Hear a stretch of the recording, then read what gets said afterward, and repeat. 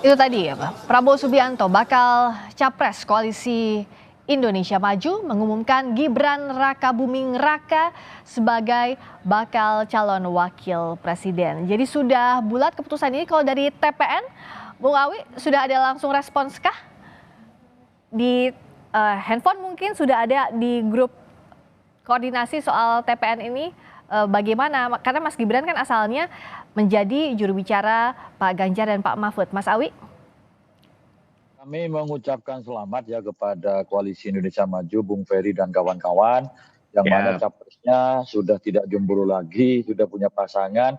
Meskipun sebenarnya nama ini sudah berembus ya sejak lama, dan makin menguat ketika Mahkamah Konstitusi memutuskan gugatan calon wakil presiden usia 40 tahun atau sedang menjabat atau yang sudah pernah menjadi pimpinan kepala daerah.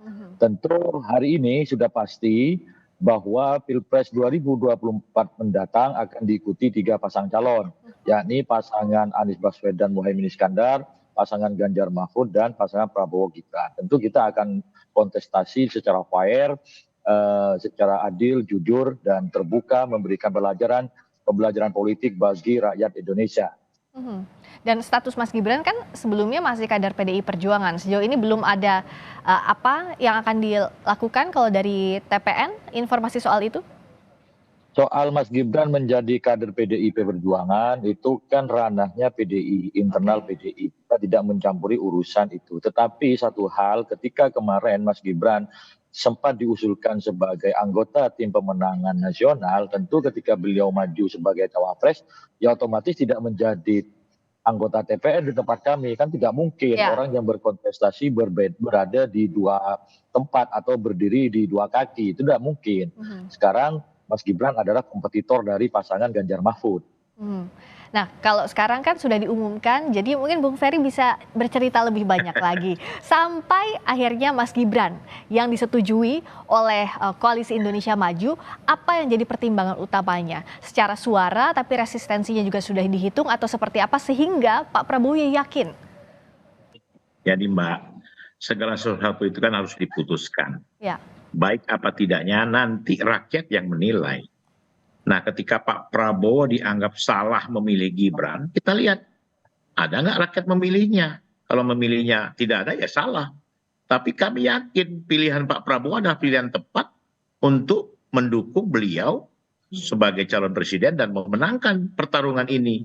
Saya hanya menghimbau, sudah ada 3 pasang, tadi seperti Mas Wi bilang, seluruh 3 pasang ini tentunya harus berkontestan dengan baik, tidaklah saling hajar menghajar, tidaklah saling fitnah memfitnah, gunakanlah kampanye yang positif, dan mari kita bangun bersama Indonesia.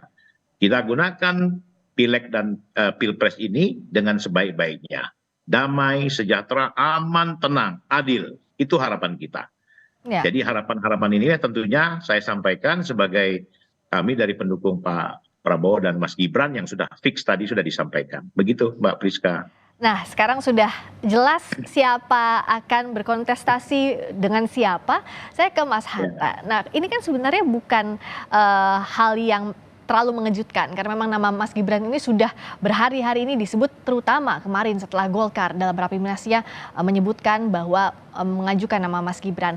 Tapi setelah ini sudahkah bisa dilihat hitung-hitungannya seperti apa Mas Hanta dari sisi elektoral? Ya, faktor Mas Gibran ini menurut saya 2 hal ya. Dia bisa menjadi potensi melentingkan atau melambungkan elektabilitas Pak Prabowo, harus diakui potensinya cukup besar.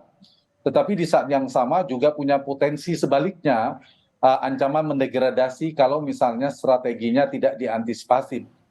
Kenapa saya katakan seperti pisau bermata 2 istilahnya, ini bergantung ya, potensi besarnya apa? Ada 3 kekuatan besar Gibran yang berpotensi melentingkan elektabilitas pasangan ini. Ada 1, kita tahu Pak Jokowi, jadi bisa dipisahkan dengan Pak Jokowi tentunya, memiliki tingkat approval rating yang tinggi, kisaran 75-80%, itu potensinya. Lalu kita tahu Pak Jokowi pemenang Pilpres yang pemilihnya sekitar 55% di 2019 yang lalu. Ini potensinya cukup besar di basis-basis Jokowi seperti Jawa Tengah, sebagian besar Jawa Timur, NTT dan sebagainya itu bisa berpotensi bergeser mengikuti telunjuk tanda petik telunjuk arahan Pak Jokowi, pengaruh politik Pak Jokowi. Kalau ini bisa dikapitalisasi dengan optimal. Yang kedua, dari sisi jejaring mesin-mesin elektoral juga cukup kuat. Selain partai politik koalisi terbesar 45% kekuatan di parlemen, juga kita tahu ada jejaring relawan yang juga menjadi mesin politik non-partai milik Pak Jokowi yang juga bisa dikapitalisasi. Dan kekuatan besar yang ketiga potensinya kita tahu, Pak Presiden Jokowi ketika Pilpres berlangsung adalah panglima tertinggi politik di Republik ini, yang memegang kendali fitur-fitur kekuasaan, punya pengaruh politik, punya secara langsung maupun tidak langsung, dan ini punya potensi tentunya. Tetapi di saat yang sama, Priska, pasangan ini karena sudah terjadi ya, bukan pengandaian lagi, sudah deklarasi, yang harus diantisipasi harus ada strategi, solusi sekaligus semacam mitigasi.